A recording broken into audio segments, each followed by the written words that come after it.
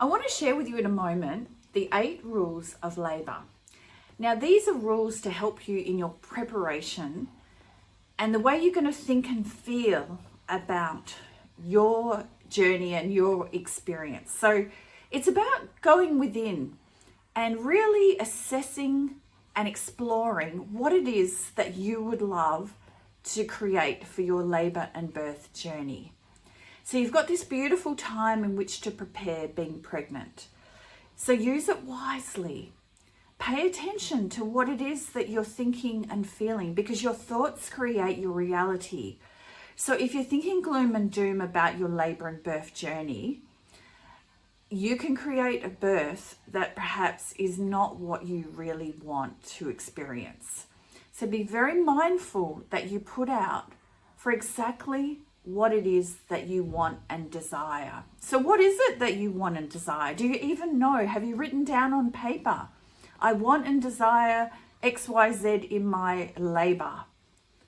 So it is your right in which to do this. So make sure you do some type of work so that you get a clear concept and you get to focus on what it is you want to create.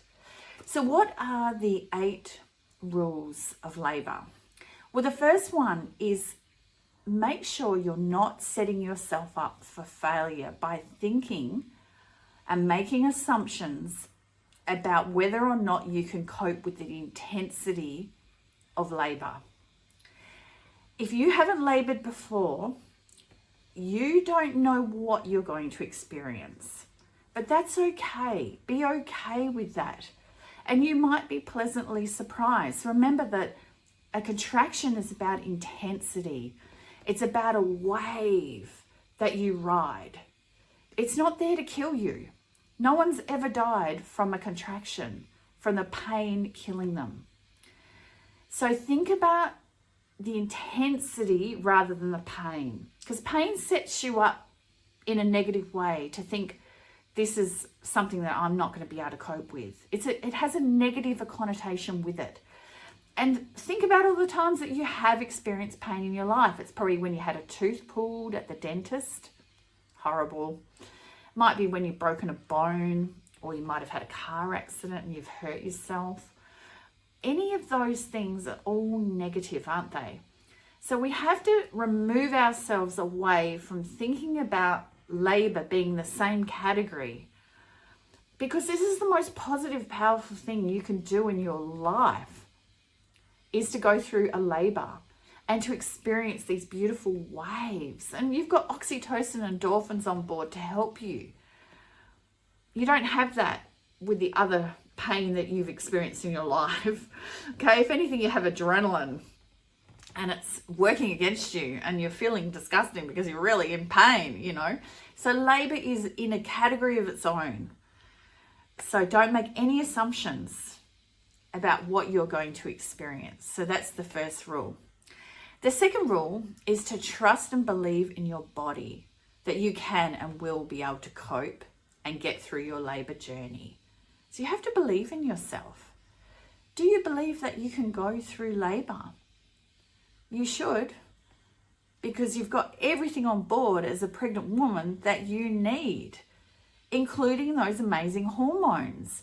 So oxytocin and endorphins, when they get released when you're going to warm up labour, they're your best friend. And if you can learn how to really help those be released even further, which is what I help my clients do, then you're in this beautiful labour state where the lights are on and no one's home and you're just away and doing it. You're in it. You're absorbed. You're in a beautiful place, and that's where you need to come from. The third rule is to remember to stay tuned into you. So to start focusing on what it is that you want and desire. How do you do that?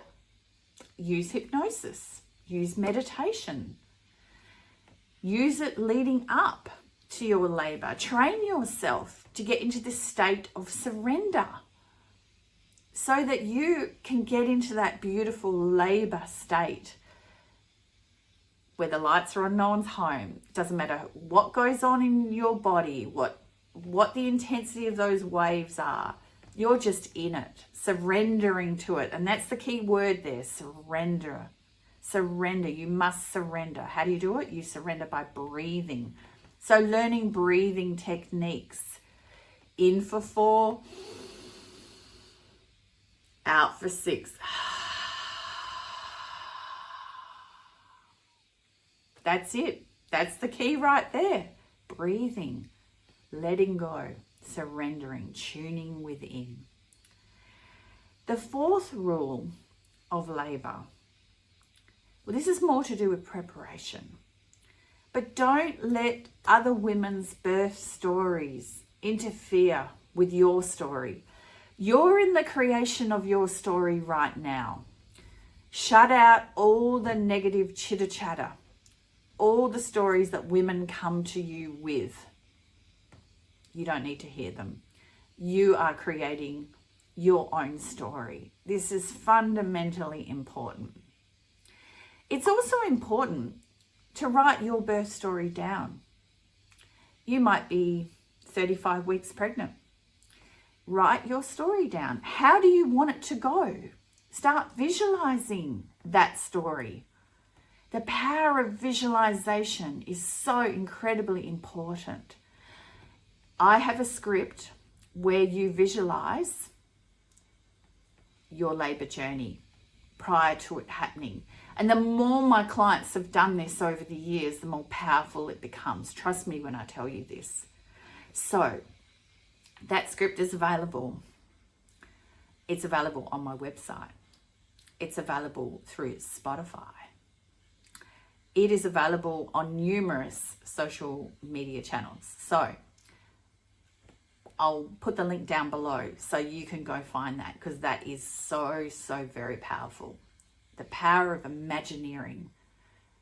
Imagineering is imagining the very thing that you want to have happen in the imminent future.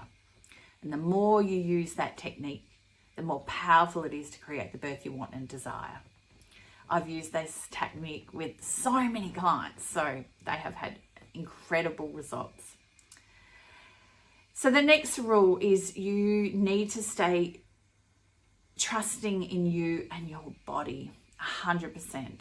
Believe in yourself. You have a uterus that is designed to contract. You have the vertical and the horizontal bands of muscles in your uterus that work in this coordinated way to help open your cervix. And that's the whole purpose of labor, is to open your cervix to that 10 centimeters wide opening. That is why you go into labor, is to open the cervix. It's all about the cervix. So how do you open your cervix? Well, you've got to have an environment that is conducive to laboring. So that's the next rule. Making sure that you have an adequate space that is supportive, that is calm, that is peaceful and dark, no bright lights. You've got to set up your environment so that it keeps you in that beautiful labor land, all oxytocinized up, feeling amazing, feeling confident, surrendering, feeling empowered, welcoming each sensation as it comes over your body. You have to also remember you get one chance to bring your baby into the world. One chance. So you really need to plan. If you plan, you're going to achieve and succeed.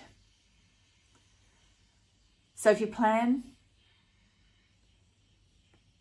you will achieve. You have to write a birth plan. Or if you don't want to call it a birth plan, because you feel if you don't achieve it, you're going to let yourself down. And why would I plan a birth? I don't know what's going to happen. I don't know how this labor is going to go. Why would I plan? Well, why wouldn't you? If you fail to plan, you plan to fail. Create a birth wants and needs list instead. What do you want and need? How do you want this to go? Write your birth plan so that you give it to someone like your midwife or your partner. It explains to them what you want and desire, or else how are they going to know what you want and desire when you're in labor? You can't verbalize it when you're in labor. You shouldn't verbalize it in labor. You should be lights are on, no one's home. You should be in it, doing it, surrendering to it. Your birth planning is so incredibly important. So plan. Write your birth wants and needs list. Give it to your midwife, give it to your support people or person that tells them what you want and desire. So they don't have to ask you when you're in labor, oh, do you want this? Do you want this?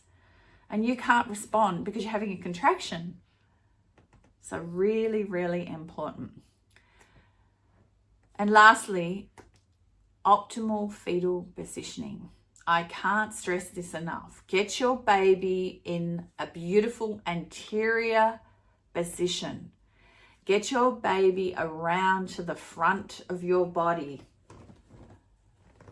Get your baby so it sits to the front, not to the back in the posterior position. That makes for long, hard labor. You don't want that. Nobody wants that. Make sure you do your exercises and make sure that when you are in labor, you are in active labor positions, leaning forward at all times. That is the most important rule of laboring. You must be leaning forward. So this lovely elongated part of the baby's head can fully connect with your cervix and create that beautiful dilation, that opening, because the fontanelles can mold beautifully onto your cervix. That is the key right there. So I hope you've enjoyed this video. Subscribe if you're enjoying my content. Please give me the thumbs up. And please share with me if you would like more videos like this. Please go to A Labour of Love, my website. If you would like to work with me, I run childbirth education workshops for women and couples. I can do anything from an hour to 6 hours. I'm a hypnosis practitioner. And I've worked with over 450 couples and women that's just birthing. I have attended over 450 births in my 28 years being a doula, and I'm a childbirth educator.